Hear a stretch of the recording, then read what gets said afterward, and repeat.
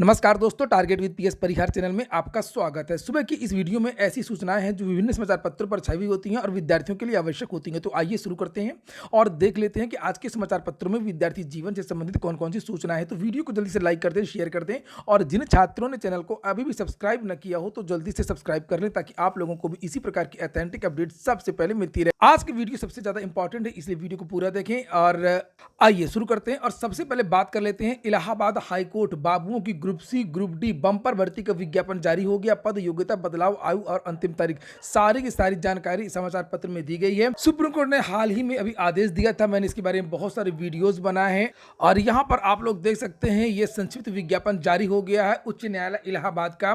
बहुत दिन से विद्यार्थी इस विज्ञापन का इंतजार कर रहे थे और यहाँ पर ये जो पूरा विज्ञापन है इसमें लिखा हुआ है कि उच्च न्यायालय इलाहाबाद के अधीनस्थ उत्तर प्रदेश जिला न्यायालयों में एक केंद्रीकृत भर्ती 2022-23 हाई कोर्ट से दो तरीके की भर्तियां आती हैं। एक तो हाई कोर्ट भर्तियां करवाता है जो उसके अधीन न्यायालय हैं और एक भर्ती करवाता है अपना खुद, जो हाई कोर्ट में जो बाबुओं की भर्ती होती है या क्लर्कों की या चपरासी की या ग्रुप डी के बहुत सारे पद होते हैं।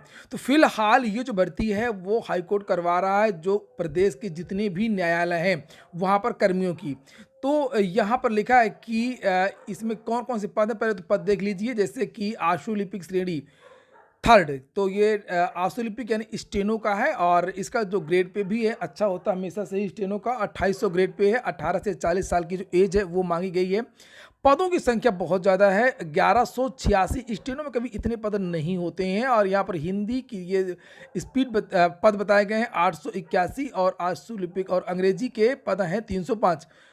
और यहाँ पर इसकी योग्यता वगैरह बताई गई है। स्नातक नाइलिट डोइक द्वारा निर्गत ट्रिपल सी का प्रमाण पत्र होना चाहिए और 25 से 30 की स्पीड हिंदी और अंग्रेजी की टाइपिंग, क्योंकि हाईकोर्ट में अंग्रेजी का महत्व है और इंग्लिश से ही काम होता है, इसलिए यहाँ पर इंग्लिश टाइपिंग भी है। और यहाँ पर अधीनस्थ श्रेणी का संवर्ग ये आगे आपका बाबू लिपिक की भर्ती, जूनियर असिस्टेंट, कनिष्ठ सहायक, जूनियर असिस्टेंट, विभिन्न समतुल्य पद, बहुत सारे पद हैं यहाँ पर। और इंटरमीडिएट नाइलिट द्वारा निर्गत ट्रिपल सी का प्रमाण पत्र चाहिए और कंप्यूटर टाइपिंग।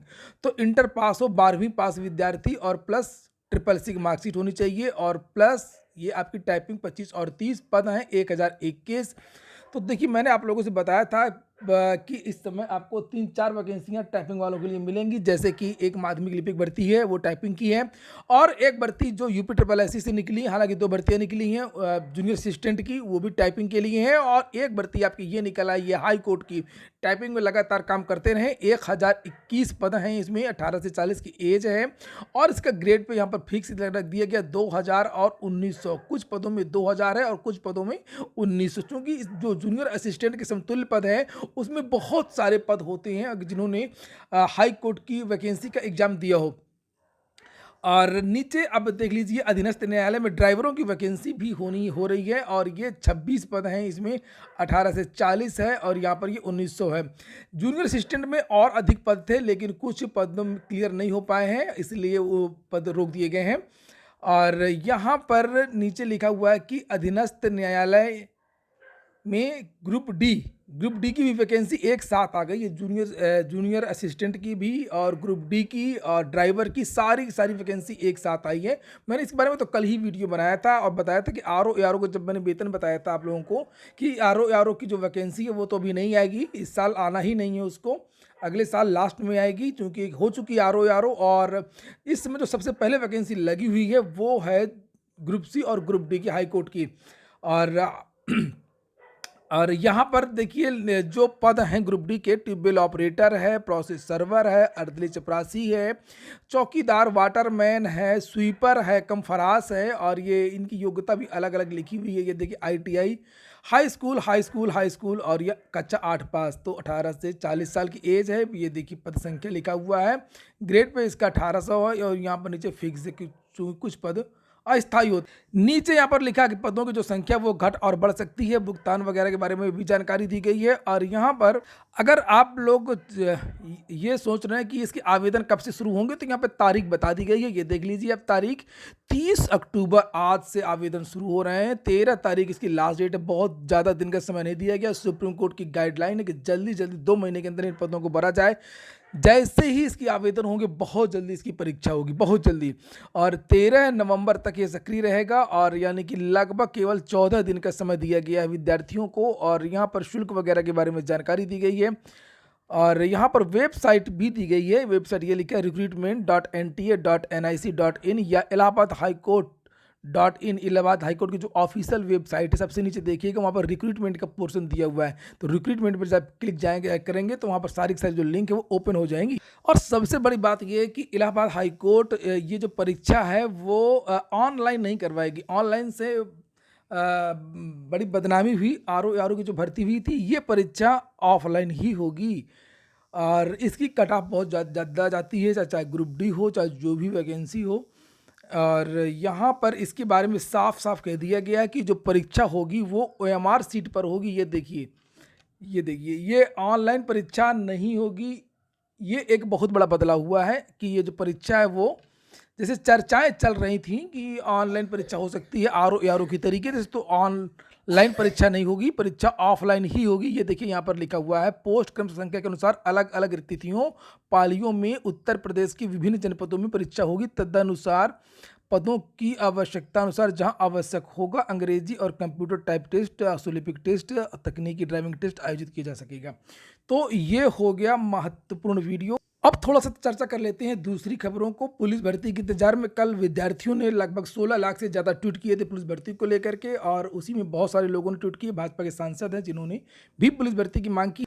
उत्तर प्रदेश की सरकार ने कहा कि 14 माह में हम 71,000 नौकरियां देंगे। किन किन विभागों से नौकरियां देंगे ये भी क्लियर कर दिया है। ये देखिए लिखा हुआ है कहाँ कितनी भर्तियां।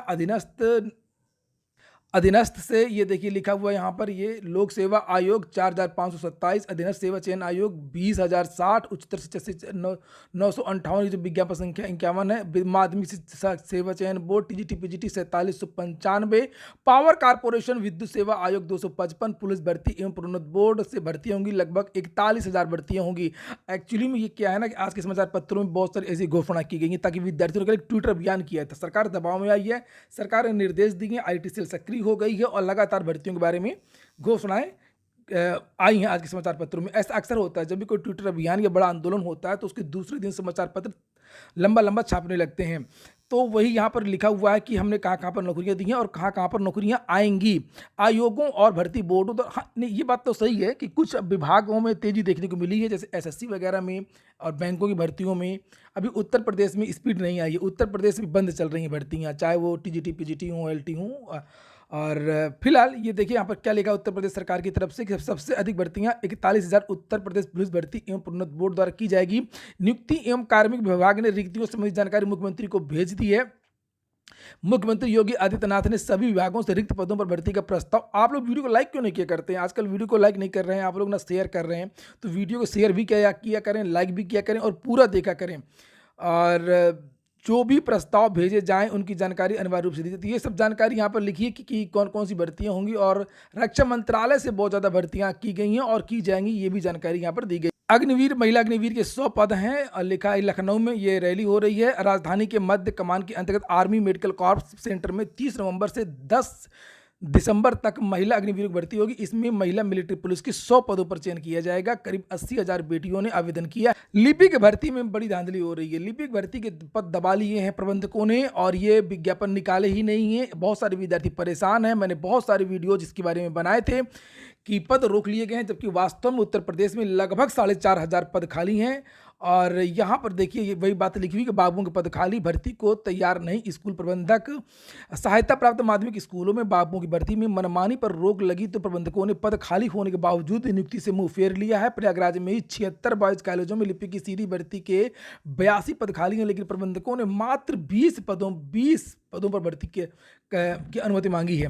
तो इतने सारे पद आप लोग यहाँ से सोच सकते हैं कि 82 पर होने चाहिए और केवल 20 पदों पर भर्ती हो रही है। यही सब बातें यहाँ पर लिखी गई हैं। और कुछ प्रबंधकों ने अपने रिश्तेदारों को नियुक्ति का भरोसा दिया है, कुछ ने तो रख लिया संविदा के आधार पर कि हम तुमको कभी ना कभी परमानेंट करवा देंगे। यही सब बातें यहाँ पर लिखी हुई हैं कि 16 जनवरी तक बाबुओं की चयन प्रक्रिया भी पूरी करनी है। DIOS का भी बयान है यहाँ प्रयागराज की। ये देखिए, ये केवल प्रयागराज की बात नहीं है, सभी जिलों की बात है। मेरे पास तो ऐसे फोन है कि किसी किसी जिले से तो एक भी भर्ती का विज्ञापन नहीं है। और ऐसा कैसे हो सकता है कि किसी जिले में कोई विद्यालय ही नहीं है। जिले के सहायता प्राप्त माध्यमिक बालक विद्यालयों में लिपिक के 82 पद खाली हैं। इसके सापेक्ष 20 पदों पर नियुक्ति की अनुमति मांगी गई है। तो ये हाल है एडेड अल्पसंख्यक विद्यालयों के पदों पर मांगा विवरण। ये टीजीटी और पीजीटी की बात हो रही है। अल्पसंख्यक जो भी पत्र जारी हुआ था, जिसके बारे में कल वीडियो बनाया था, और ये भी एक नई भर्ती आपको उत्तर प्रदेश में देखने को मिल सकती है। ये कहा गया कि 31 अक्टूबर यानी कल तक admadhyamik@gmail.com पर पदों का जो विवरण है वो भेजना है। मुख्यमंत्री की प्राथमिकता में है ये भर्ती। ये देखिए लिखा मुख्यमंत्री प्राथमिकता में, ऐसे में अनिवार्य रूप से तय समय में भेजना सुनिश्चित करें। और सूचना भेजने के लिए प्रारूप भी जारी किया गया है, जिसमें मंडल का नाम, जिले का नाम, सृजित पद, कार्यरत एवं रिक्त पदों का जो विवरण है वो भेज देना है। 4-5 माह में नवोदय विद्यालय संगठन भी देगा नौकरियां। आज के समाचार पत्र में लगातार पुलिस विभाग इतनी देगा, नवोदय विद्यालय इतनी नौकरियां देगा, अधीनस्थ इतनी देगा, यही सब दिया हुआ है। और मोदी सरकार के 1.5 साल में 10 लाख सरकारी नौकरियां देने के लक्ष्य को पूरा करने को लेकर के केंद्र सरकार के सभी मंत्रालय, उनसे जुड़े संगठन अपने स्तर पर मुहिम छेड़े हुए हैं। और इस कड़ी में शिक्षा मंत्रालय से जुड़े नवोदय विद्यालय संगठन करीब 5,000 नौकरियां देने में घोषणा की है। ये सब बातें यहाँ पर लिखी हुई हैं। लिखा कि 700 आवासीय नवोदय विद्यालयों से तय करता है।